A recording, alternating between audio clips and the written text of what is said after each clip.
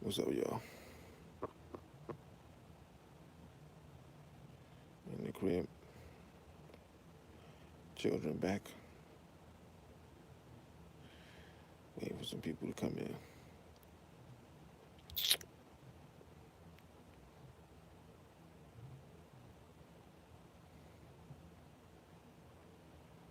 Wife took the car and took off. Don't know where she went.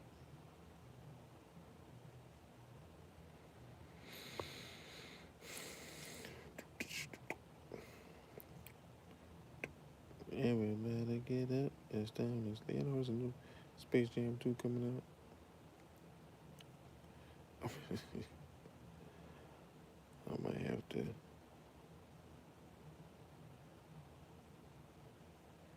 This brother going live now. We had to call the cops on the dude upstairs because this nigga will play guitar for like 8 hours. Coons, bro. Coons may be worse than white folks. I hate to say that. They not, but it's just so annoying. It's like, damn, you an actual whole coon though. You do this for a living. Like they old folks that watch the news and all that. I've been on the news. I've been in the newspaper. They know who I am. Come in the house. Listen to Malcolm X. This is my open dialogue, y'all. So we had to call the police on the coons upstairs yesterday, right? Because the old male coon, and if they see this, whatever, he play music, guitar. He's just learning. Been learning for 4 months now. Play 2 tunes. He's seen me on television because them the old folks that just watch the news and watch their grandkids, and that's pretty much it. Peace, family, peace. That's pretty much all they do. Watch the news, drive their car around. The brother's so old, he take it to get washed and shined every day. That shit is brand spanking looking new. Fresh off the lot looking new every day. Like they that old. They ain't really got much to do. They just waiting to die. Right? So they seen your brother in the news. They seen your brother in the newspaper because they look like they read the newspaper and they look at the news at the same time. I've listened to Malcolm X on the steps. I've had people come over for counsel on the porch. You know what I'm saying? Uh, uh, all sorts. Meetings at my house. All that. They see it. You just assume, hey, good brother trying to do some things in the community, have a conversation. No, they look past my ass. Now these are elders, right? They done been married like 50 years. No advice from me and my wife. We owed them one. They called the cops on us one day. So we owed them one. That was like 4 years ago. We ain't forgot. We will never forget. Uh, so they like that. It's a cantankerous relationship. We got a full on white supremacist living right next door to us. They more friendlier with him than they are to us. Crazy shit. We don't like him, and so they kind of like teamed up against us. You just happened with coons. Watch niggas with large United States flags on anywhere on their car or in their house. Watch out for them niggas. Them United States flag niggas. Watch out for them. I'm just saying. I'm just saying if you are one, I'm just I'm just I'm just saying. You may say watch out the niggas with the African print on their chest. You may say that. You have a right to say that. I'm saying watch out for the niggas with the large flag. They just unusually large United States flag anywhere around them. Just watch out for them niggas. They got one. And so you think, hey, how's everything going? And give you some advice about your marriage, or I see the things that you're doing, something like that, something like that. Negroes are scared to even give you that type of credence. You know, as you taking a stand, they're too scared to take. Uh, so it's like half and half, where you get it or you don't. You know what I'm saying? And so, you try to establish something so where you might have to leave in the middle of the night. You know what I'm saying? Somebody hit you up, something got to be done. You out. You know what I mean? And if that were the case, yeah, the wife is here, but there's an elder man upstairs or whatever. You like, hey man, just come on downstairs, lay on the couch. You know what I'm saying, or something like that. Or like, oh, handle your business, I got you. Nothing like that. So the nigga take on the guitar at 67 years old. He just decided at 67, I'm gonna play the guitar. Okay, whatever keep you on earth. All right. So he played from 6 p.m. to 11 at night. Now I got small children. My children don't make noise. I hustle all. I cuss all. Some people, shout out to brothers and sisters got their home. Shout out to y'all. I don't. All right. So the brothers and sisters live in apartments. Y'all know what I'm talking about. You can live with some kids. You do. You hear that shit all motherfucking night. Not with my children. I don't play that. 8:30, good the fuck night. I don't. If I hear anything, it's gonna be some smoke in the city. So you lucky you got someone who don't make no noise. Me and my wife, we don't argue. You know what I'm saying? Every family, married couple argue. We really don't argue. The thing is, it's one of those things we don't argue much, but when we do, it's like, you know. But you get 4 or 5 of those in 365-day year. Oh, you living real good if you were a neighbor. You know what I'm saying? So we had to call the cops on this motherfucker because it's just disrespectful. I got 3 small children. 3 small children. White person next door. Hey, I just want to say hi to how this baby's doing. You guys, how she's doing? She's so big. Oh my goodness, Black motherfucking black people just walk right past you. Coons, god damn, I hate coons. Ooh, I hate that shit, man. We so just untrustworthy of each other. God damn. That shit is awful. Most of us have lived on this block for the period of time I've been here. We probably exchanged a few pleasantries. It's kind of like, you know what I mean? You do a little bit of that. The liberal white person is crazy. They always ready to talk. But goddamn, the coons, man. What do you think I'm gonna do to you? Rob you? I ain't never rob you. You ain't got what the fuck you got? I ain't got. Oh man, they don't say shit to you. Now I guess younger folks are supposed to speak. I guess. Um, Matter of fact, I'm sure most time elders, whenever they see you, they always say something because that's how they were raised, and they kind of like because some old folks just don't want to be bothered. So if you get that vibe, I get that vibe from you. I ain't gonna bother you. I mean, you're nine or something like that, but other than that, I keep it pushing.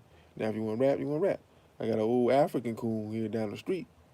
He just one of them dudes that just come out and just look. You ever had one of them dudes that come out the house and just look at you? Just look at the street, just look in your direction. You're like, what the fuck are you looking at? I don't want to say that to black people, but he really be having you wanting to say, what the fuck are you looking at the way he be looking at you? You know what I'm saying? So anyway, that's my opening dialogue. What's up, y'all? This is Mr. X. Get your hand in my pocket. X Sports with Revolutionaries. Mr. X speaks. You know what I'm saying? When I ain't on the computer, I do the Mr. X speaks from the phone. And I wanted to do this show off the computer, but my computer is janky as hell, and it's much easier to go do it on the phone.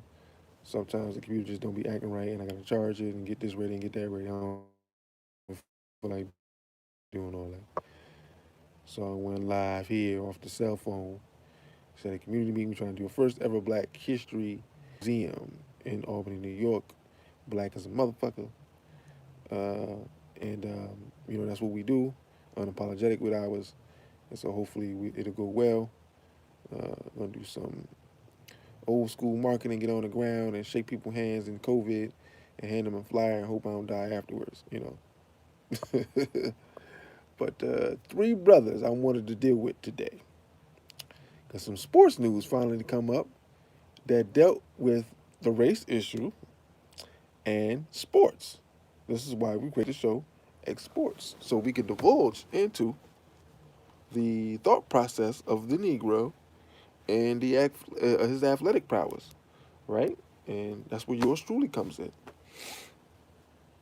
So 3 things happened over the last few weeks. It's very interesting. And Hubert Davis, Paul Pierce, and Kevin Durant had some issues here, and I wanted to address those. And I didn't want to get too old for some other crazy shit happen, and we have to talk about something else. And so you deal with it from the athletic perspective, from X Sports. You get it from you get it from the horse's mouth, and you got 3 NBA players. 3 NBA players I intimately know, not in terms of knowing them personally, but I follow their careers. I'm aware of the colleges they went to, where when they were drafted, and their careers and all that. And Durant and Paul Pierce are on one level, and Hubert Davis is all the way down here. But even though Hubert is down there, he played with those strong '90s Knicks teams, so I'm familiar with him. And he played with the Wizards with Air Jordan, Michael's 17th comeback. Whenever it was the 75th, 47th, he had a lot of comebacks. Michael had a lot of comebacks. I was there for all of them. So, yeah. So he was playing with the Wizards during that time. Professional brother. Went, North Carolina niggas. And he's one of those guys that white men love, and they love to have him on your roster.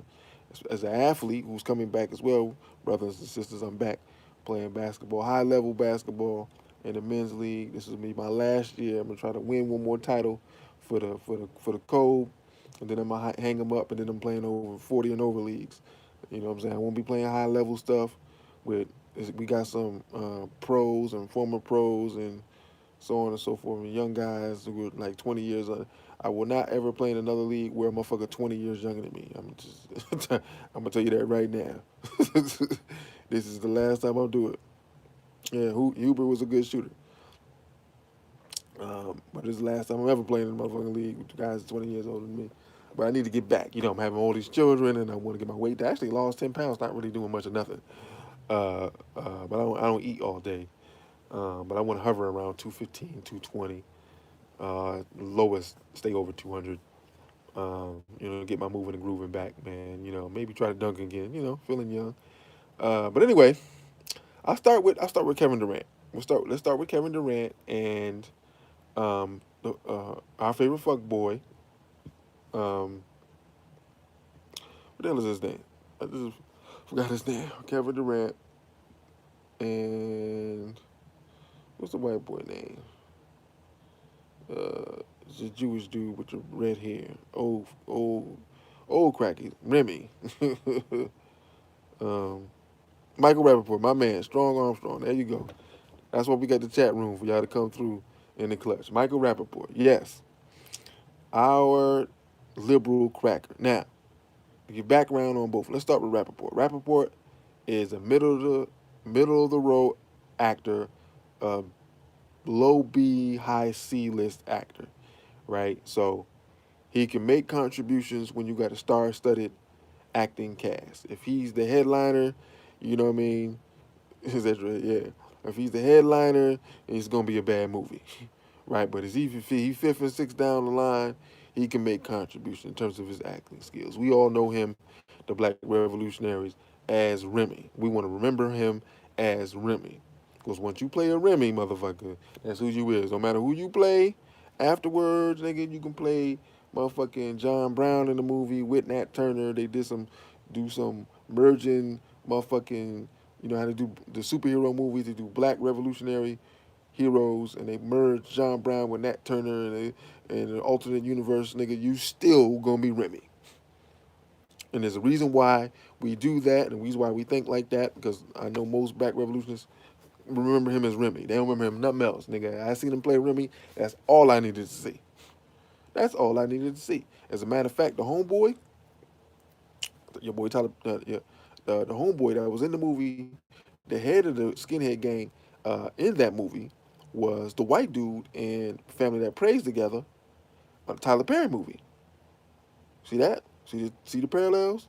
You gotta watch these devils when they play devils in the movie. They're already devils. But these are for my white people loving brothers and sisters. When motherfuckers play a devil and they keep playing movies that they're devils, yeah, you gotta keep an eye on them, because most times they typecasting.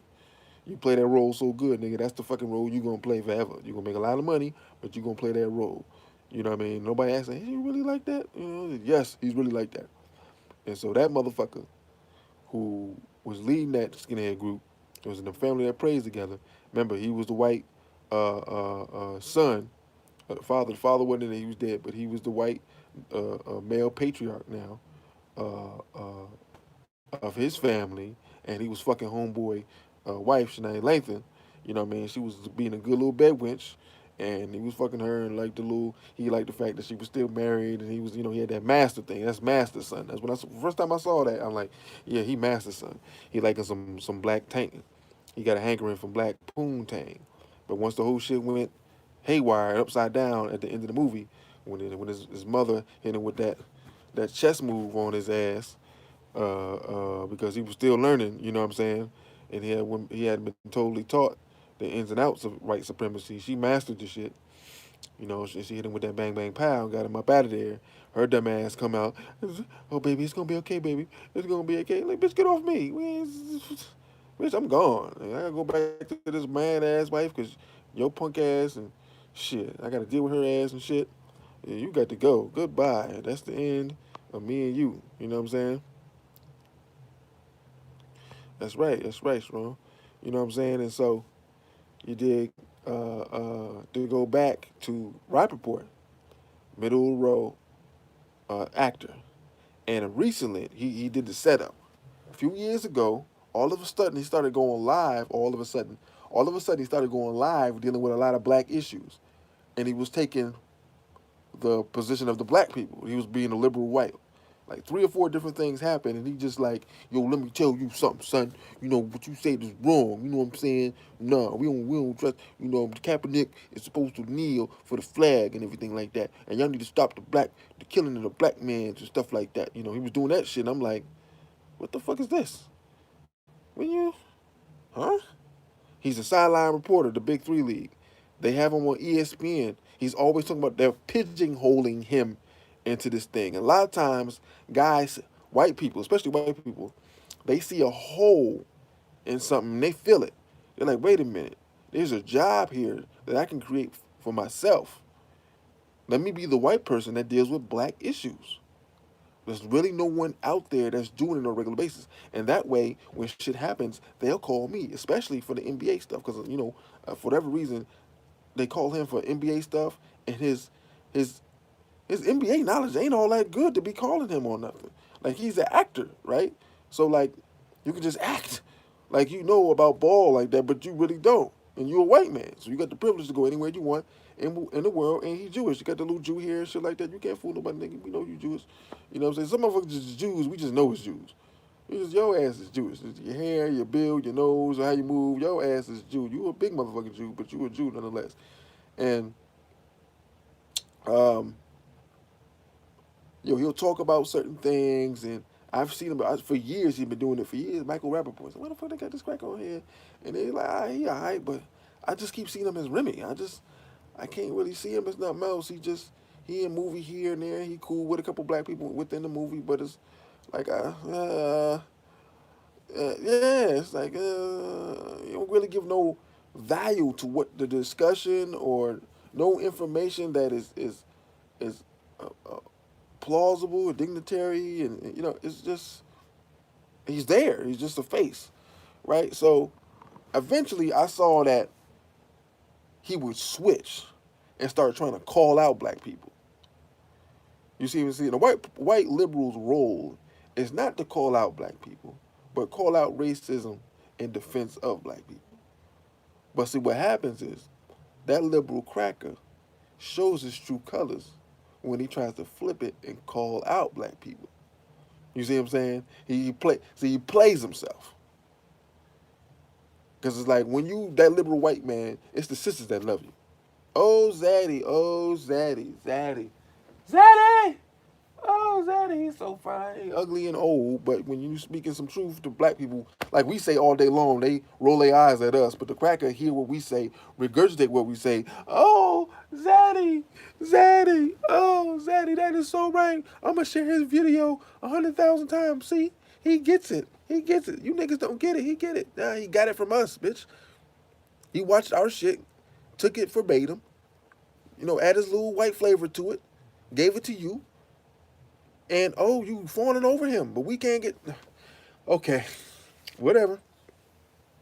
Watch this though. So we start taking the other position on shit, and we knew it was coming. He was gonna do the flippity dip, the backflip. He finally gets it, and he did a bunch of other shit, but him and tweeting she had gotten into, to a back and forth and this, yo word to your mother thing, and it's like, bruh, like you coming at with this black scent thing, and like we good on this thing. I don't like what white folks, period. But if I have to and interact with you, I want you to be white. I want you to be Peter Sellers white. I want you white than a motherfucker. I mean, white as cottage cheese, white as broccoli, white as sugar. I want white, white, white. Okay. I don't want nah mean. I don't want none of that. I want you to say you know what I mean. The whole thing, nice and slow, right? I want you to be able to use Siri, the voice recorder thing, text talk, and the motherfucker understand everything that you're saying. When I use text talk, it's so frustrating they can't understand what I'm saying. I want that shit to know exactly what you're saying. That's the type of white person I want. If I have to interact with you, I wanna give you references because I'm familiar with white culture, like a motherfucker. It's like Malcolm said, like even the negative interactions with himself personally or his community, he was thoroughly indoctrinated and inculcated to white society. This is his words, and I was too. So the movies I know they watch, I can be around white man and know I can call out a movie or a movie line, and you don't know what the fuck I'm talking about. You know what I'm saying? And he's like, yes, yes, yes. Oh yes. Right. I remember one time there was a song that was played on the radio. This Italian guy and his wife was in the car, and these are my little elbow shots I give. And I'm driving him, and he's talking. He's a talkative guy. So usually white guys talk. They usually tip. So yeah. And he says the song was playing, and what the fuck was it? Um, it was from Goodfellas, and I said this song wasn't a popular movie, man. You know this song? He said, I've heard it before. Yeah, yeah. You don't know what song this from? He's like, no, no. He said, give me a. I said, Goodfellas. He said, yeah, that's right, it was. And he pointed out the scene and the line, and I said, yeah, remember? And I knew his Italian Goomba ass knew the movie and knew the song, and once I told him, he would make the connection. That's how well I know these motherfuckers. I'll be studying them too. I ain't gonna have you know my people upside down, left and right, and up, and act like you don't, and I not know your ass. I knew his crack ass knew the fucking, so, and he was excited. I got a $10 tip, and it's just knowing your enemy. That's all it is. I don't want to hang out with the motherfucker. I don't want to have threesomes with his wife. I don't want to go to his parties. I don't know. No, no. I don't want to be his driver. No, motherfucker. No, I'm going to play you like you play me. Know your people, right? Know your enemy. So, Rappaport is, to what I just did to that guy, he is to the black community. So he can mention some names, some rappers, some old movies, roles he played in, some because he able to meet Pac and all these great rappers and artists and stuff like that, so he can reference them and shit. And he'll come around black people be fawning over him. No, no, no, no, we cool, we good on that. So when he was going to do the flip and start calling out black people, was like, hey, nigga, we see you, we've been waiting. We know the sisters. Hey, hey, hey, hey, hey, hey, hey. Um, when the sisters, when they start, we love you, okay, all right. But when you fuck up, that's when the niggas come. The niggas come. Like, hold on, yo, wait a minute, nigga. You talking about Duke and you wouldn't be able to go to the cookouts I go to, Duke. Duke, first of all, nigga, no one says Duke anymore. That was 91. Okay? That was 90 fucking one. No one says Duke anymore, bruh. Peter. Okay? Michael Rappaport. Okay? Mikey. Okay? Speak like a goddamn white man. No one says Duke. We don't say Duke anymore. You can't find a nigga anywhere in the world that says Duke anywhere. God damn, they be around black people at a certain period of time, and they use language and colloquialisms that we used 30 years ago, and they never update the slang. Like, nigga, we on a whole nother wavelength right now. We got 4-year-olds from that time updating their lingo, being around the young folks. It's lit now. God damn, even I know that. Anyway, he gets on this bullshit and having Twitter arguments and all that other stuff and all that stuff. and it's been, we kind of exposed this motherfucker. It's kind of like, yeah, this nigga's a cracker. Like, you know what I'm saying? Like, y'all keep fucking with this dude, him and the other Gary Owens motherfucker. And it's like, nah, y'all, you have Gary Owens and he has this fucking show where he's this great dad. And he got these black ass kids and his black wife, and he's such a great dad. It's just like shitting on us, bro. Like shitting on us. Really, whose idea was to put this fucking show out? He's this great white dad to black children. And it's not like they're not his children. They're his fucking children. They're black as shit. They're black as shit. They're black as my daughter. They have the same complexion as my last daughter. Me and my wife have the same complexion. Go fucking figure. He's been a nice dad and all this shit. I can't do it. I'm happy his marriage fucking fell apart. Whenever the biracial marriages fall apart, I just smile. I love that shit. I've had two sisters that I know that I personally waking one I woke up, and the other one we was working on the sister. We was working on her. They got white man. I'm mad as hell about that shit. I'm mad as hell about that shit. Mad as hell. Because you know why? They get their best and they get our best. These are some very accomplished sisters. They got, their talents in their own varied ways. But I know some brothers that can use them sisters. And unfortunately, I drive around town and I see 35 to 40 brothers homeless on the block all day long. And if they were cleaned up and pressed out and washed of whiteness and drugs and all the shit that's hampering them, maybe they could be the brothers that's with them sisters so these devils can leave our women the fuck alone. But it's a goddamn epidemic out here. Miscegenation is an epidemic out here, man. You see a nigga, and he got a white woman all the time. I told y'all about the story when I was at the championship game the last time I played. Really, I want to say, um, um, competitive ball. My wife is in there. It's 10 niggas on the court and one black woman in the stands. Now niggas is gonna bring some women when they come play ball. Yeah, my wife was the only black woman there. 10 brothers on the court, one woman there that was a sister. All these niggas had white women. Oh my God. I don't understand what's going on. I don't know. They be seeking these motherfuckers. But then they back to Rappaport ass. So Rappaport, yap. And finally he get into it with Kevin Durant. Now, let's give you a little rundown on Kevin Durant. Kevin Durant, an NBA superstar of the highest order. And I've been a fan of Durant since Texas University. When Texas University went there 1 year. He's actually from Maryland, my old stomping grounds. And I remember the first time I seen him play. I seen him play, right? This is basketball jargon right here. Y'all don't know nothing about this. But he got the ball on the wing. He's 6'11", so he was playing power forward. That's the inside. And Kevin Durant is skinny now. He's still skinny. He was even skinnier back then in college. This is an 18-year-old kid, right? Their jerseys was real baggy on him. The shit just falling off him or whatever, right? So he got the ball. He does a jab step. The guy backs off and just raises up on him. Bang, here's a three. In college. And that doesn't mean nothing to y'all, but I was like, this dude is going to be the number one pick. Like, I don't know. I remember I was at the YMCA and I was in the team room and he did the move and I was like, holy shit. I just remember thinking like, holy shit. Oh my goodness. Well, this is what, yeah. Um, Damn, this kid is good. And I was right. He 27 and 15 and 20. He just kept putting up these numbers. Like, I gotta watch this kid. This kid was amazing. Right, 130 pounds soaking wet, 6'11" in the NBA. So by his second year in the NBA, he's a star. Leads the league in scoring. Goes to the playoffs, all this stuff. Goes to the finals. We know about him and Westbrook, James Harden. They had this great team. They all went to other teams. Won the MVP. Whoever the general manager was, whoever drafted those people was, that cracker deserves some credit. Hopefully it wasn't just a cracker. It was a brother that was around, talent. And a lot of times that does happen.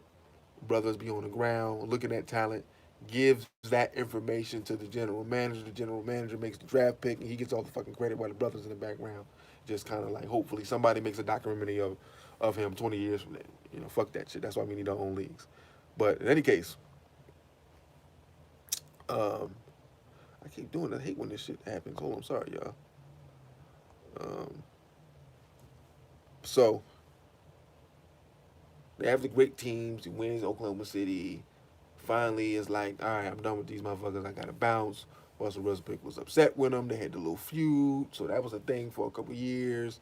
It was so bad that when they played on the All Star team, I think the following year that the trade occurred, Russ hit Durant with an alley oop, and they dunked it, and then there was a timeout right after, and everybody hugged him and tried to put them together because it was, I mean, it was palpable. It was one of like, yo, this is weird as fuck. Like we got to break this type of tension. You know what I'm saying? So uh, Durant goes to Golden State, wins 2 championships, kicks LeBron's ass beautifully in two straight fights. LeBron won 1 game in those 2 years, and I'm happy to say that. And they keep giving LeBron all this fucking credit. Fuck him, Kevin Durant. I'm KD. I'm anti LeBron. I never like him. I don't care what he does on the NBA basketball court. It's not even his fault. It's the media. Thank you, media, for making me hate a great black man by comparing him to Jordan while he was in high school. Thank y'all for that. So, kicks LeBron's ass a couple years in a row. Gets to the finals again against the Raptors. Blows his Achilles. The Golden State Warriors mismanage his injury. Has him come back. He blows it again. And has to sit out a whole year. Now he's with the Brooklyn Nets. Just played last night. He's been gone for like 3.5, about a month or so, month and a half. They've been winning. They look like the best team in the league, which is awesome. LeBron is hurt. This is a great time. And this would lead to his argument with Rappaport. Now, the thing is, I don't know what the fuck they were arguing about. I have no idea what they were arguing about. Michael Rappaport is the Incredible Hulk, Mr. T, Mike Tyson, and a prime George Foreman. No, a young George Foreman, Zaire, 44-0 champion on Twitter. For y'all, I did a show about Muhammad Ali and George Foreman. He's George Foreman, Mike Tyson, Mr. T, and the Incredible Hulk on social media, nigga. So he gets in the back and forth with Durant for whatever reason. Rappaport he just says, I say it from the gut because he has some bullshit ass apology video. Fuck you and your apology.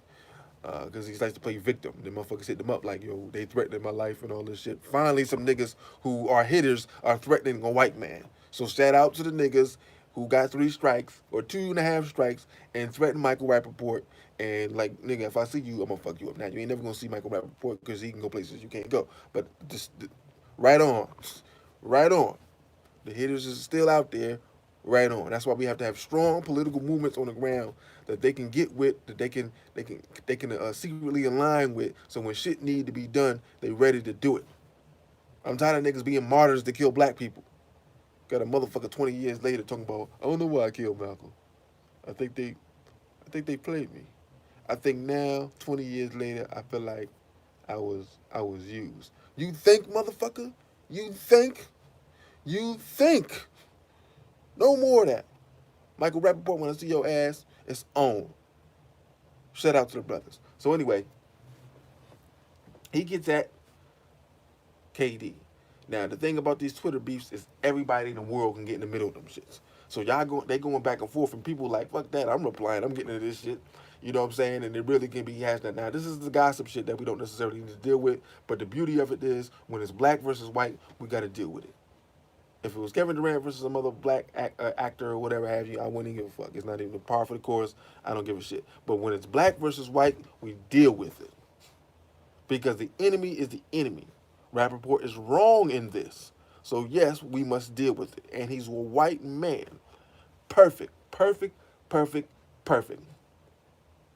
Now, Durant is known in the NBA for being an upstanding guy. He's had some beefs here and there with certain players, but for the most part, he's kept it 100%. He left Golden State and he let it be real.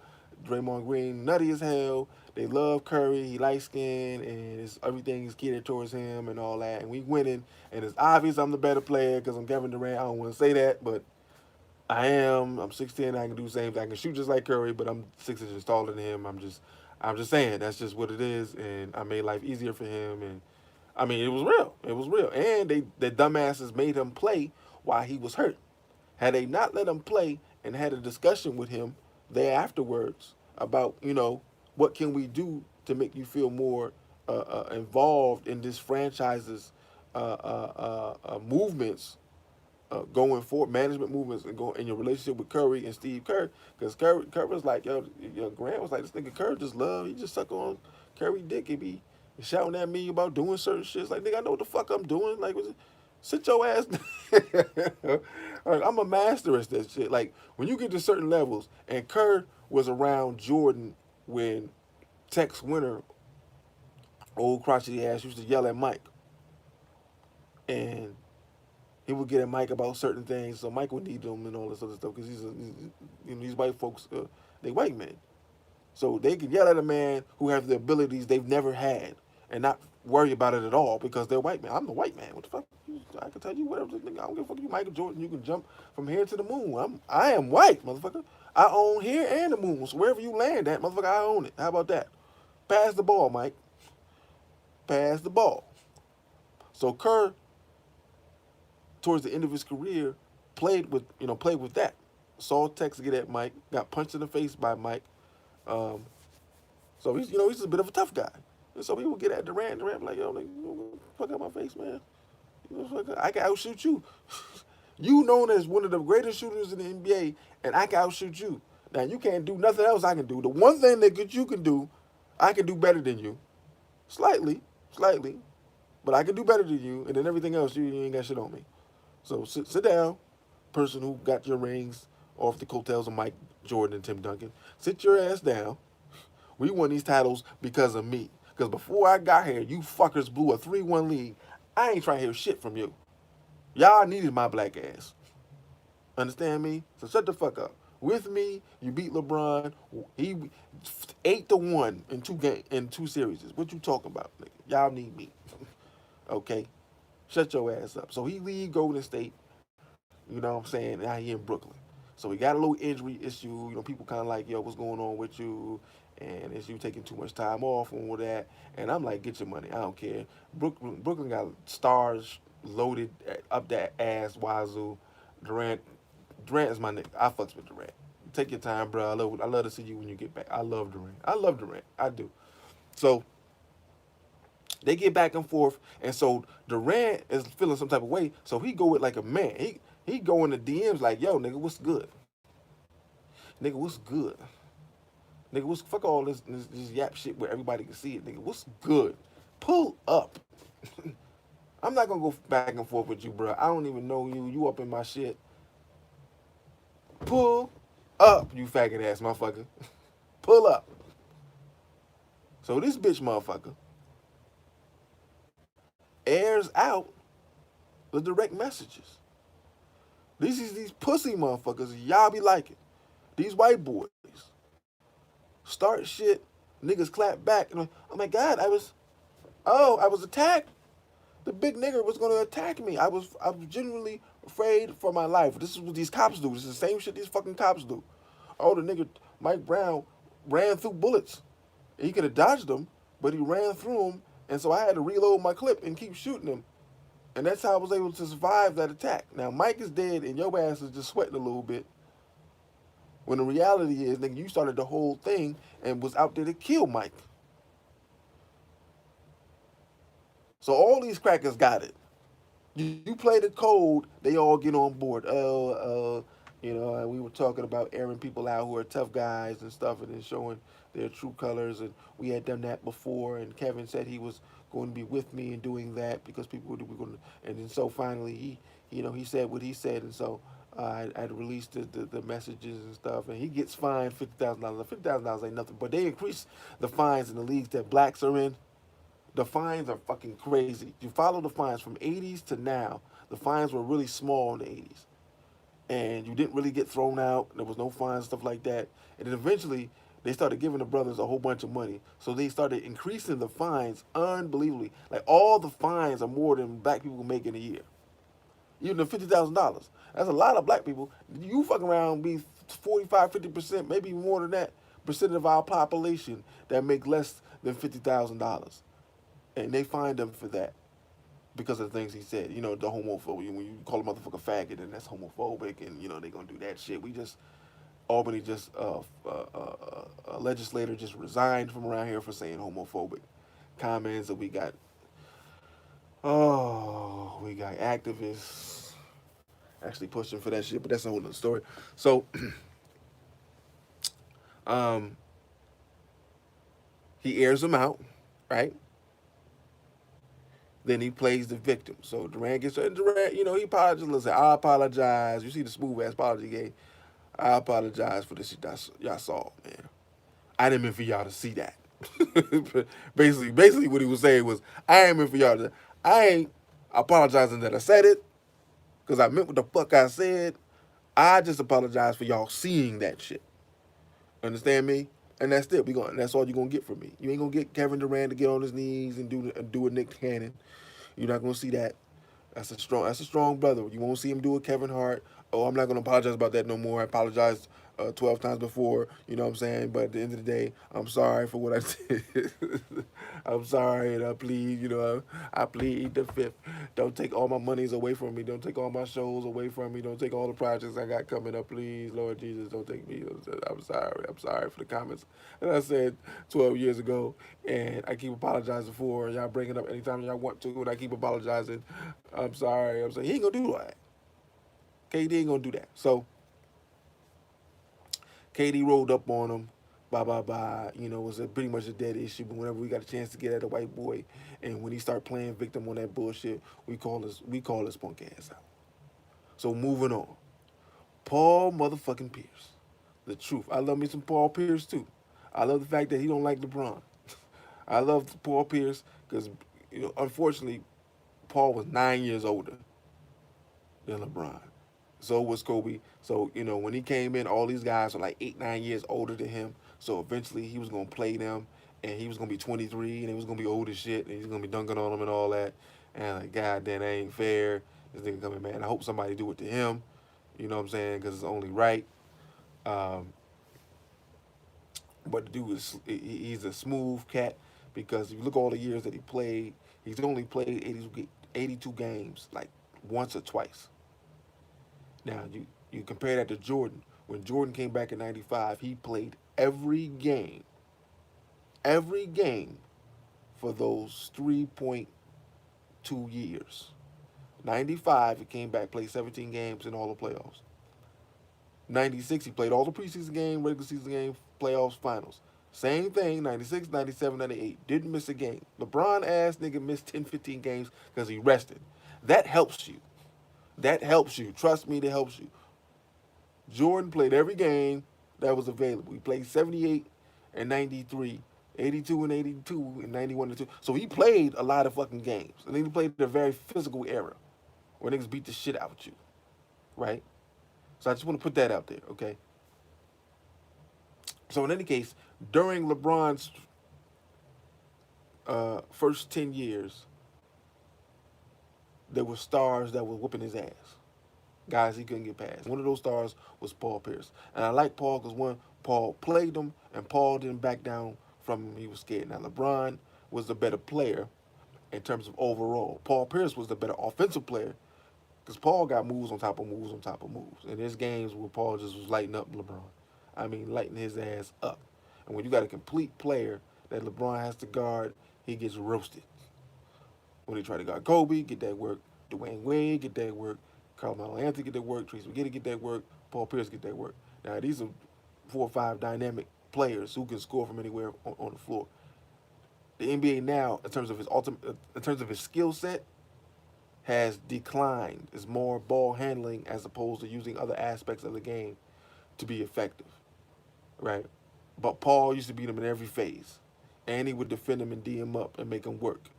You know what I'm saying? You ain't stopping LeBron, but you make things difficult for him. I think in the 2010 series, the 2008 series, he had him like 21 points and 37% shooting and shit like that. Because during that time, you had a 1, 2, 3, 4, and 5. Now it's 5 guards out there. So when you got every position being played during the old days, there was guys that was on the floor that couldn't shoot. Sometimes they had 2 guys. They would have Varejao and Ben Wallace. You don't know who Varejao is, and you don't know who Ben Wallace is. Some of y'all should know who Ben Wallace is, but Ben Wallace wasn't nobody's scorer, and Varejao wasn't either. You see what I'm saying? So when LeBron drives to the paint. There's three guys that the guy he's guarding and two other guys. He's got to try to finish over the top. You know what I mean? So it changes the complexity of the game. Nowadays, you can't really do that. You can't have them go to the basket and two guys converge. You just kick it out and they hit threes. I'm giving y'all a basketball version, right? So after Paul got old, LeBron really just started dominating the matchup, and that was going to happen. It was supposed to happen. So Paul had moved on to being a media guy, and you had more black NBA stars becoming media guys. Jalen Rose wasn't necessarily a star, but he was a respected ball player from the Fab Five. You know, they had the documentary and everything, and they had they set trends. So he has a legacy there, and the fact that they took their money and they got they got hit with all the sanctions and fines and all that other stuff. And the reality was that white folks were making billions of dollars off black players, and he pointed that out. He said, "Yo, we ain't getting no money. They got Fab Five shoes, they got Fab Five sneakers, they got Fab Five shorts. We're the slave labor here, and they're banking all the money. So yeah, I'm gonna take some motherfucking money. I'm gonna take some money. I'm broke. I live in fucking Chicago, nigga, and the niggas is telling me if I don't miss these free throws, I ain't gonna make it home. Okay? Yeah, yeah. Let me get that up off you. I'm so fucked up that the number one pick in the '67 draft is my father, and he never recognized me until the day he died. Yeah, let me get that up off you. Yes, sir. I know you're gonna make much more than that, and no, I'm not signing with you, and you can air me out, but by then I'll be out of college, and I'm in the NBA. So shout out to Jalen Rose.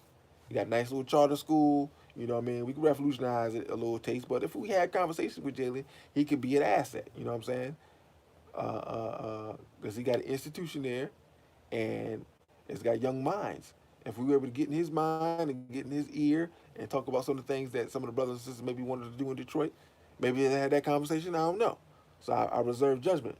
But he's a video figure. Paul Pierce, Kendrick Perkins is the worst. Absolute Charles Barkley is worse than him, and Shaquille O'Neal is worse than that nigga. But Paul Pierce has been kind of cool. He's been finding his niche, and he's only been critical of LeBron. Only been critical. He has an acid dislike for LeBron. Shout out to motherfucking Paul Pierce. I want to fuck LeBron crew. Shout out to Paul Pierce. Now, as a black man, black wife, beautiful black wife, children, none of his children are gay.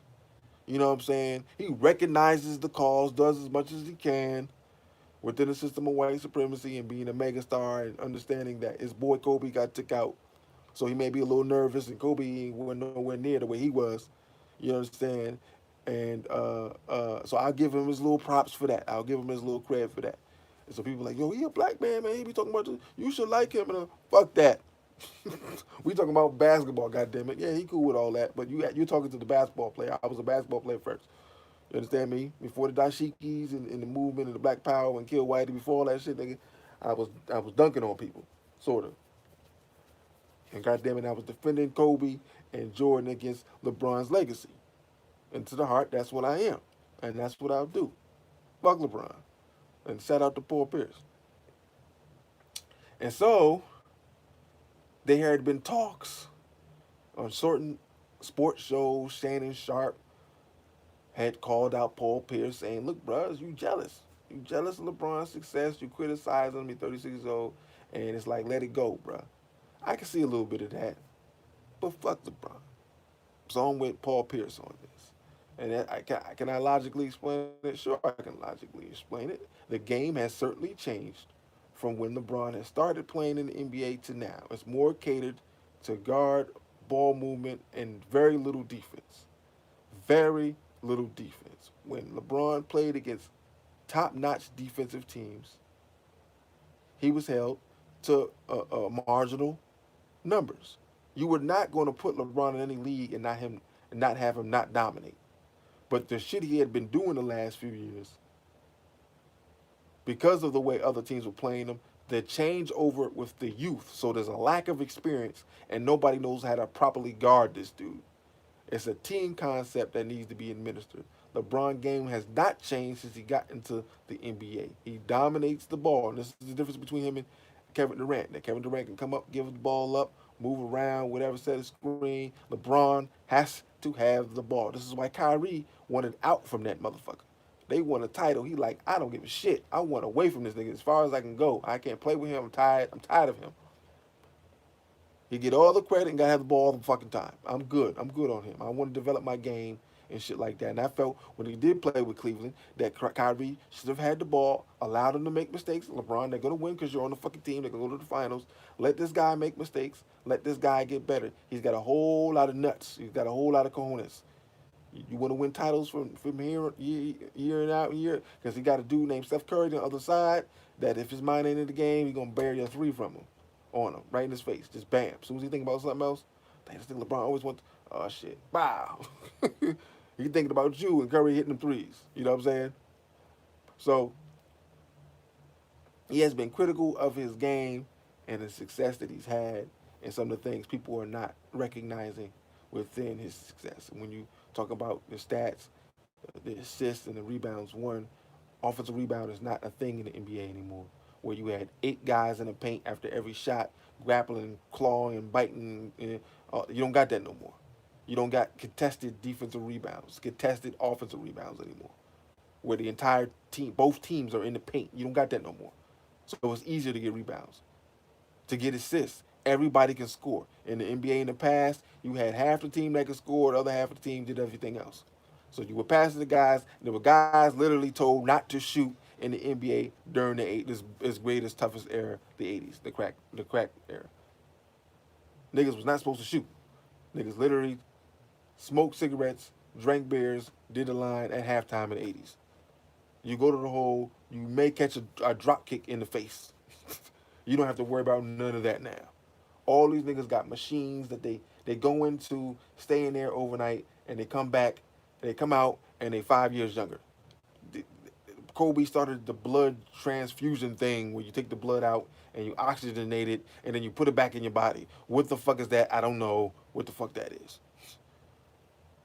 I don't know what the fuck that is. Bionic powers. They got the fucking Captain Planet syrup, the damn Black Panther herb and shit, and they put it, and the players eat it before the games, and I mean, this shit is crazy, right? It's just totally different eras, right? So, to give that context, so Paul Pierce does a live a couple days ago, and he got a little ahead of himself. He was feeling good against his position with the argument against him and LeBron James, and that he felt maybe that he was getting a lot of support, enough support, because LeBron isn't playing, you know. And Paul got his one ring, beat Kobe, beat the Lakers, you know. So he's a Laker, so you know that has some disdain there. You know, these niggas with these tribal sports teams. And he does a live with strippers. He got strippers. He's got a cigarette, and a woman is twerking in the live. And Paul Pierce is talking, but I don't remember what Paul Pierce said. I actually never seen the video. I just seen the photo shots and stuff. Yeah, I can see there's no sisters there, but you know,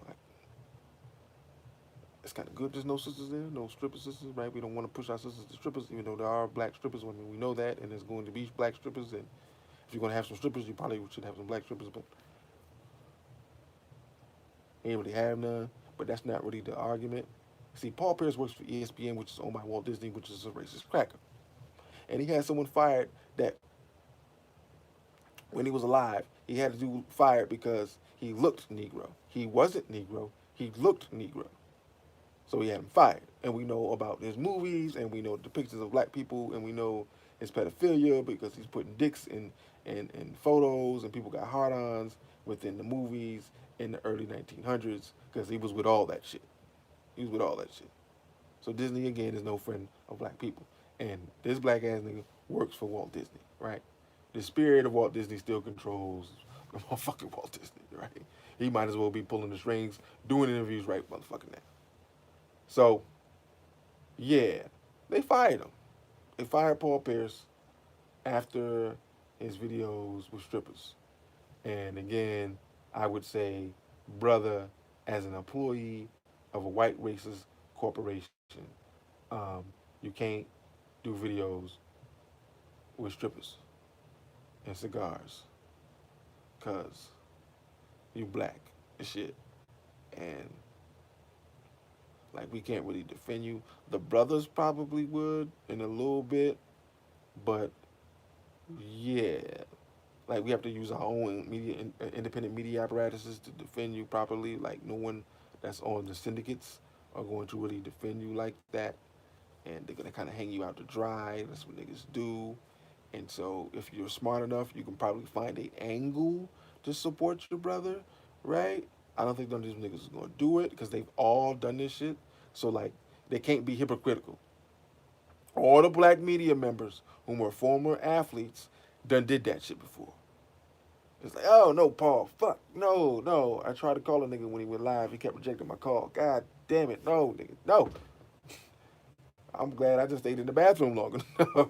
I'm going to the bathroom, then come back, and this nigga done went live and then got fired all the while I was in the bathroom. I was like, what the fuck is you doing? No, nigga, you a media? No, no, no, God.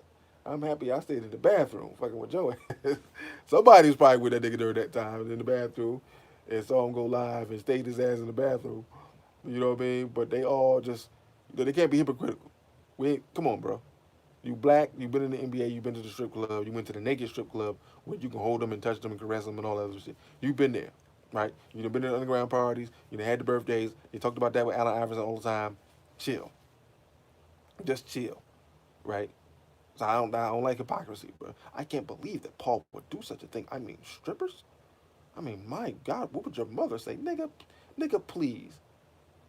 Nigga, you used your mouth to give every stripper $1.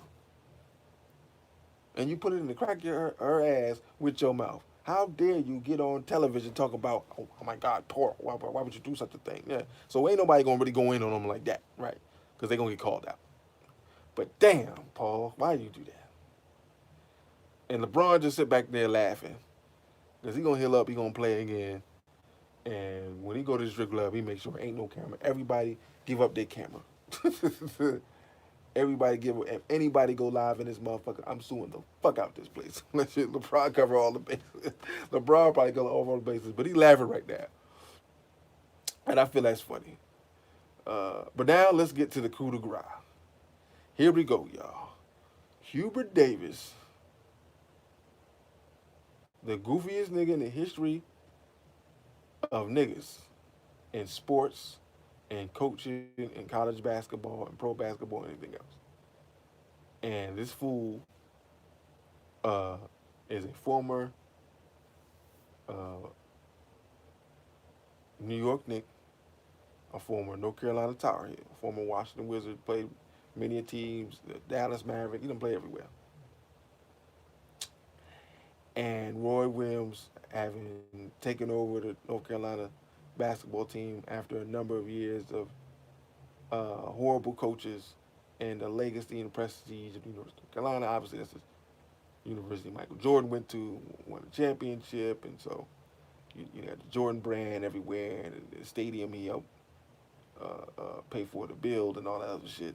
The Dean Center, named it after his favorite coach, was just like a father figure. The same old with the athletes and their thought process, right? And so Hubert apparently have gotten a job. North Carolina did not do well this year. Roy Williams was like 127 years old. There were scandals there about players not doing schoolwork and all this other stuff. And them niggas don't have it. They go to them schools because they don't have to do no schoolwork. Now, I like, look, we can get you some sisters that do your schoolwork at HBCUs. You know what I'm saying? We can get some sisters to help you out with your schoolwork. But to go over there and get fucked over by the white women and they're horribly prepared for society after they don't make it to the NBA because a lot of them niggas, they make it. So anyway, he's doing a press conference. We all seen the press conference. The brothers talked about it a little bit earlier today. So again, Hubert is one of those guys. Hubert, his name is Hubert, Not Tyshawn, not Marquin, like my first name. In the Northeast United States, especially the New York area, we're very creative with our names. The Javion, the Jonte, we create names. You could say it's kind of niggerish and hood, but we don't yet have the thought process to get rid of the last name. So we create a very new and interesting first name. Put a lot of different things together, and we have a first name. Now, ultimately, people are not going to call us by that name. They're going to call us by the nickname because the Javion people ain't going to say over and over again. But that's all right. So his name is Hubert. He's Hubert. And for a nigga named Hubert, and shout out to my man, my man CT Clayton Thomas, the dude ain't got no facial hair. Sometimes I take my facial, I take my sides off, but I keep here. I don't never take all this off. I've not ever taken all this off. I would not like the look, but I like the look of the hair. I think, yeah. So he's got no hair, clean. I mean, none at all. No, at the top of his head, nothing. He's one of those niggas, those clean shaven, everything off niggas. And some African brothers rock like that, but you could tell it's like it's a natural look. It seems that he can grow some hair. I think in his history of him playing, he's had some hair on his face and he cleaned it all off. So he was getting introduced as being the first. Hold on a second, y'all. Introduced as the first ever black North Carolina head coach, basketball coach. I should tell you something. 2021, and they're just now hiring a black coach. Now, after large level protests, shit burning down, possible insurrections, things like that in the past, in the past and the current present, the white dominant society gives symbolistic rewards to black people. With the climate being at its peak, they start saying yes a little bit more. And so certain colleges put their hat in the fray to be involved, to be on the right side of history, even though North Carolina is racist as fuck, just like Duke and all them other predominantly white institutions. A lot of stuff get swept under the rug. They have a lot of money. They make things go away. Um, Even here in this university, there was two young girls who were beat up on a bus, and it was an interaction. There was a back and forth, but them two young girls were jumped, and so money, institutions' money, made all that go away, and local people turned on them because niggas around here is scary. They don't like to deal with racism, so they don't understand when you get bought out and you get flipped because you by yourself and you got nobody, and you made to have an embarrassing press conference and say, "I lied, everybody, I lied. I'm so sorry, I'm so ashamed." Nah, they isolated their ass, them young girls, and since there's no real men around them that's gonna protect them and give them the real game, they capitulated because they had goals. And so they didn't want this following them everywhere. And so they say, hey, yeah, just retract your statements and everything and apologize. We'll make everything go away. We'll transfer you. We'll make sure you pay. The tuition is paid. We'll quietly do it. Just do this one thing for us. And they did that. And them sisters are off doing their thing. But he did the press conference. And the white man asked him, because he knows always the white man, how do you feel about the first nigga? He didn't say that. But the first nigga ever to be coach in North Carolina. And this is wealth. Um, I was very grateful. I want to say that I'm very grateful that Master Roy had given me the opportunity to be a coach at North Carolina where Michael Jordan used to play, and I believe I played with Michael. I remember when Michael dunked on me one time. I was like, Michael, why you do that to me, Michael? You didn't have to do that. But I played with Michael, and I played in the NBA and hit a lot of 3-point shots and played some defense. And I had a pretty good career. And so finally, when I wanted to be a coach, I had been on the sideline for a number of years, and I talked to Master Roy. I love to be a coach. And and Master Roy is up in the age, and he said finally when Hubert, you've been a good boy, and you have shown that you will be a trustworthy nigga. that when I retire, I'll tell the university that it's you I want to replace me. And that's what Master Roy told me. And so I'm excited and happy and proud to be the first African American to ever be coach of University of head coach University of North Carolina.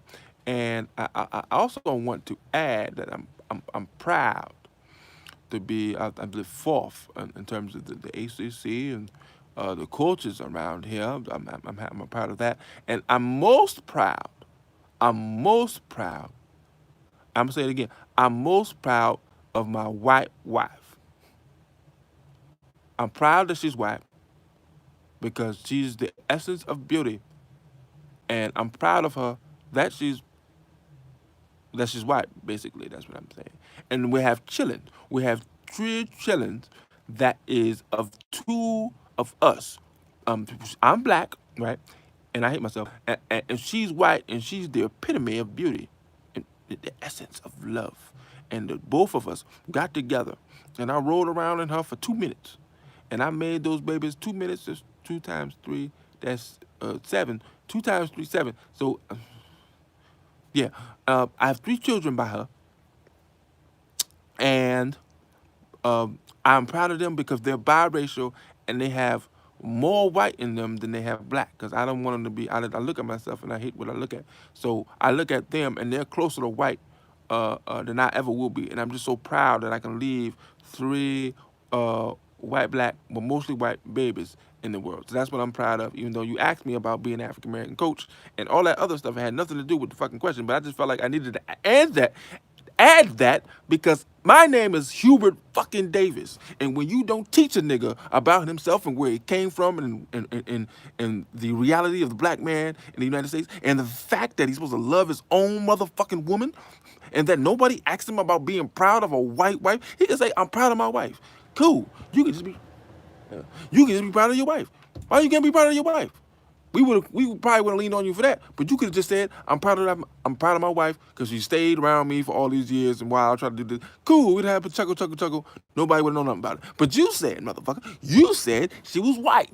You said she was white. You said you was proud of her for being fucking white. Nobody says I'm proud of my black wife. The next nigga I'm gonna give $100 to. You probably don't even need it. But if you go and HBCU prime time, you know what, Dion? The next game you win, Dion, you win 3 in a row. Just say, I'm proud of my black wife. I will cash up you $100. I know you don't really need it. You know what I'm saying? But I will cash. Any black coach in the fucking United States, show me your video of saying you proud of your black wife. I will cash up you $100. Because this shit is crazy. This shit is crazy. Really, nigga? I'm proud of my white wife. You, this shit ass licking ass motherfuckers. Then he said, this is the self-hate we talking about, man. This is the Boule shit. This is the Lynx shit. This is the Blue Vein Society. This is the coon. And we have the book. We got to find it. But my wife bought the book of the coon nigga that talked about those secret societies of niggas who wanted to get lighter. Those trying to lighting the race. I mean, absolute motherfucking race traders. Finding white folks to plant their seed to create a new race of niggas. The mulatto race. The controlled race. More white than black.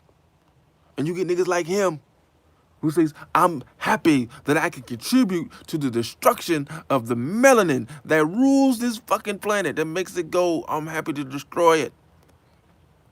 I want to destroy it. Let me get my digs in. And listen. I'm not a hypocrite. Understand that I have been in that dungeon before. And it's a deep, dark dungeon. And it's hell. It's the bottom of hell. It's Dante's Inferno. It's the last circle of hell, treachery, where the devil resides and it's freezing fucking cold. And it takes a beautiful black woman to pull you out of it. And there's beautiful black women all over. And maybe one of them will grab Hubert, slap the shit out of him, and say, nigga, you coming with me. Fuck that wife. Take your kids. You coming with me. Smack the shit. Sapow! You coming with me. Nigga, you coming with me. Because you obviously done lost your mind. It's the scene in The Great Debate. It's an awesome scene. Nate Parker. Shout out to his depictions in his movies, even though the last movie sucked ass. When you look at his depictions in the movie, he's a strong brother that can't be moved, can't be pushed. You know what I'm saying? So I like his characterizations within the movies and his character representations. I do like that. I appreciate that. And the Great Debaters, he was, he's fucking people wives and stuff like that. Leave that alone. But he was whipping people. He had the revolutionary spirit, genius debater, just loved the sisters. Obviously he had to because you couldn't do that Hubert Davis shit during that time, nigga. They hang your ass and bull whip you and tie you up and do all that things. And that's what Denzel Washington said to him because he was like, Mr. Tolson, we'd like to know where you come from, Mr. Tolson. Who was your father? And so Denzel stood up. He's like, take the meat, real big as bull, and you rip him apart, and you tar and feather him, and you beat him to the inch of his life, and pull him, and burn him, and castrate him, and all this other shit in front of the slaves and babies and the children and the mothers and fathers and all that, so everybody see it, so that they know that they carry that fear of God in their life, and you take their mind. You take their mind and build up the body. You make the body big and strong as a motherfucker, right? But you got their mind. So as long as you got their mind, that big, strong body would do whatever you wanted to do. And he walked up to him, and he said, the professor on this campus is trying to help you get back your righteous, beloved mind, because obviously, nigga, you have lost it. And he went to Nate Parker's face like this. You lost it. Don't you dare ask me about nothing about me, motherfucker. Nothing. Nothing. Not a nothing. And that's what Hubert Davis is. He need a slap in the face, nigga. Because you obviously have lost your motherfucking mind. You have lost it. It's gone. Gone. And that was my favorite college basketball team, and I can never watch them again, even though I haven't watched them in 5 years. I can never watch them again because this nigga is the coach. And I hope they go 0-33. And every time a motherfucker lose, hey Hubert, you still proud of your white wife, huh? Maybe you motherfuckers would have made some free throws last night if your wife was there. Maybe she would have made the free throws, huh? Maybe, you know what? Have her come to practice, right? Give a blowjob to all the players. Maybe they'll fucking play better. You asshole. God damn. I'm proud of my white wife. And all the fucking things that we going through right now. We got a nigga talking about, I'm happy. Oh, I gotta go. All right, so y'all. This was Exports. Mr. X Beats. Sports are revolutionaries. Mr. X Beats giving you the whole goddamn real truth. If you support the truth and you love to support the Black Revolutionary Movement and Black Revolutionary Talk, please, you'll see in the description the Cash App to support Black Hot Fire Network as well, as we take on the very difficult discussions. I'm a local activist, so I walk around here with the way I am with y'all is the way I am with them. A lot of niggas here who love white women. They love white women, bro. I see them every day. They look at me sideways and shit because they know my views. This is real talk. But it ain't about them. It ain't about one white pussy. It's about saving our race. And they have no idea what that entails. They don't give a fuck about it. And it's a gift and a curse to care so much. So if you find it in your heart to support, please do. Brothers and sisters, I gotta go. It's been real. Thanks for tuning in. I'm out. Peace.